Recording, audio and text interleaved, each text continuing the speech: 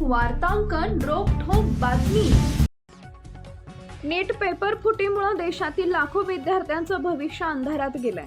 लाखो विद्यार्थी आत्महत्या करतायत, पण सरकारला इतर पक्ष फोडण्यातून वेळ मिळत नाही। जंतर मंतरवर सोनम वांगचुक आणि युवक करत असलेल्या आंदोलनाला शिवसेना पक्षाचा पूर्ण पाठिंबा आहे, अशी स्पष्ट भूमिका उद्धव ठाकरे यांनी आज मांडली।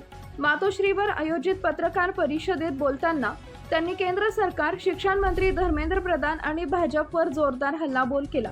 तसेच आगामी संसद अधिवेशनात या मुद्द्यावर आवाज उठवणार असल्याचं सांगत त्यांनी सर्व पक्षीय खासदारांना माणुसकीची आठवण करून देत या आंदोलनाला पाठिंबा देण्याचं भावनिक आवाहन केलंय। लडाखचे पर्यावरणवादी कार्यकर्ते सोनम वांगचुक यांच्या जंतर मंतरवरील आंदोलनाला पाठिंबा देताना उद्धव ठाकरे म्हणाले, सोनम वांगचुक यांचं गेल्या 16 दिवसांपासून प्राणांतिक उपोषण सुरू आहे। त्यांची प्रकृती वेगानं खालावत आहे। 4 दिवसापूर्वी मी खासदार अरविंद सावंत यांना त्यांच्या भेटीसाठी पाठवले होते। मी स्वतः वांगचुक यांच्याशी फोनवर बोलून उपोषण सोडण्याची विनंती केली, पण सरकारला अशा व्यक्ती स्वतःहून संपत असतील तर तेच हवे आहे, असं नाईलाजानं म्हणावं लागेल।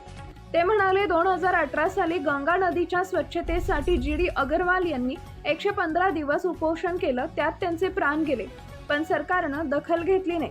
आज वांगचुक यांचीही तीच अवस्था सरकार करतंय। नीट पेपर फुटी प्रकरणावरून शिक्षण मंत्र्यांवर निशाणा साधताना ठाकरे म्हणाले, एखाद्या व्यक्तीकडून एखादं काम नीट होत नसेल आणि त्यामुळं लाखो विद्यार्थ्यांचं भविष्य बर्बाद होत असेल तर त्या व्यक्तीला बदलायला काय हरकत आहे? शिक्षण मंत्री धर्मेंद्र प्रधान यांचा राजीनामा घेऊन तिथे एखाद्या सक्षम व्यक्तीची नियुक्ती केली तर याच सरकारला कमीपणा का वाटतो, असा सवाल उद्धव ठाकरेंनी उपस्थित केलाय।